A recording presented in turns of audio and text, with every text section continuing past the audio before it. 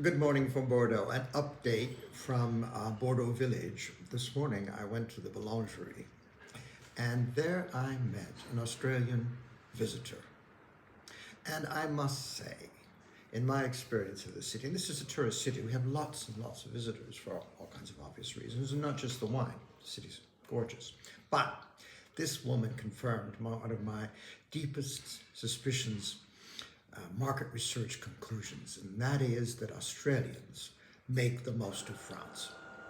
They, their approach is distinctive, and this does an enormous amount to ensure, more or less, no guarantees in life, but nevertheless come very close to mastering the art of making a very good fist.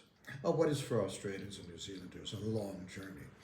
I asked the woman about it, and she's from Perth, and she said it had taken her 24 hours to get to France.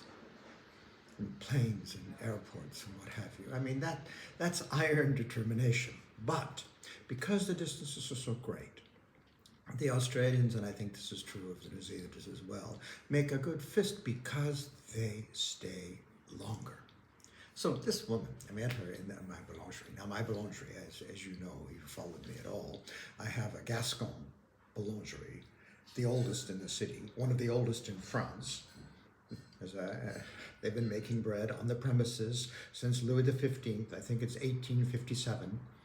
The bakery is older than the United States of America. And there she was. And so one of the locals, a person who works in the boulangerie, spotted me coming in, and she turned to the woman and said to her in English, "We have, someone from Wales standing behind you." So the woman turned around, and, traveler's tales, and so it began.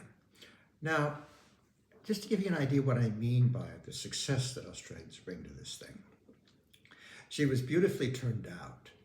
She had come for an extended stay, and she had planned. She was going to go in a day or two to do a 5-day cooking course, someplace about an hour and a half from Bordeaux. I didn't recognize the name, but there's all kinds of cooking venues here. 5 days. Can you imagine what we'd learn in 5 days? First of all, the students, and then the teachers, and then the village. It would be extraordinary. But already, she had taken pointers from the woman organizing the course, because she was staying in Bordeaux first, and she gave her a list of places to go, and one of those places was the boulangerie where we met. Now that's a woman with a plan. Then as we talked further, it wasn't just Bordeaux. I mean, Bordeaux she had never been before. She'd done the Parisian thing, which is what everybody does. I did it, everybody does it. And she said she had never been to Bordeaux. She had never really taken it in. Coming from Perth, I think if you're close to the wine centers, there may be more awareness of Bordeaux. But nevertheless, it didn't deter her, because having told me about her cooking plan, her cooking school plan, she said, "Now I'm going to do a bar tour of Burgundy." Now, whoa, here we go.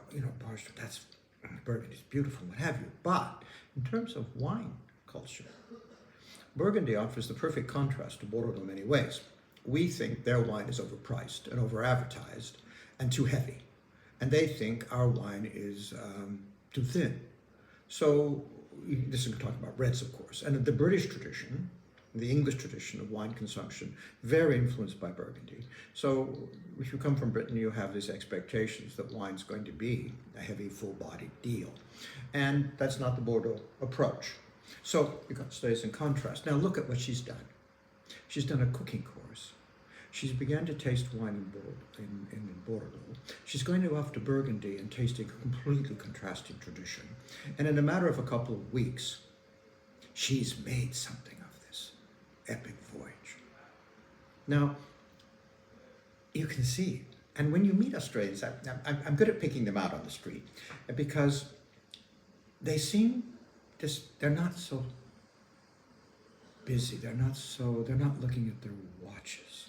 They've planned this for an extended period, and they're more relaxed. And by and large, they're absorbing more.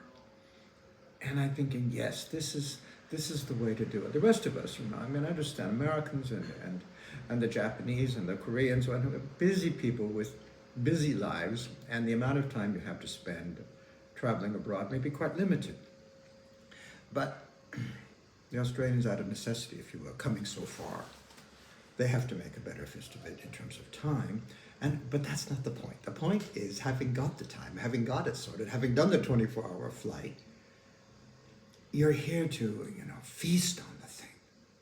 And that makes, in my view, the Australians the very best tourists of all, because their approach, their philosophy matches. The French believe in pleasure, and the Australians believe in pleasure too, and the Australians are here to have pleasure.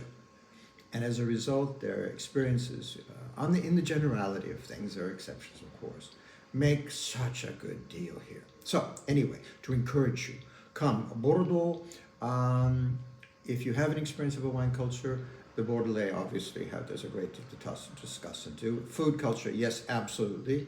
And then there's the beautiful touch of the fact that the Bordelais, not grand, agreeable, we had 300 years of English rule here. The attitude towards speaking English is completely different from elsewhere. The Bordelais take pride in their English speaking ability, and they're good. So you see what I mean? It's a total package. A little bit cool now. The weather should be better, but Easter's almost here, and things are going to turn around shortly because spring will definitely take hold.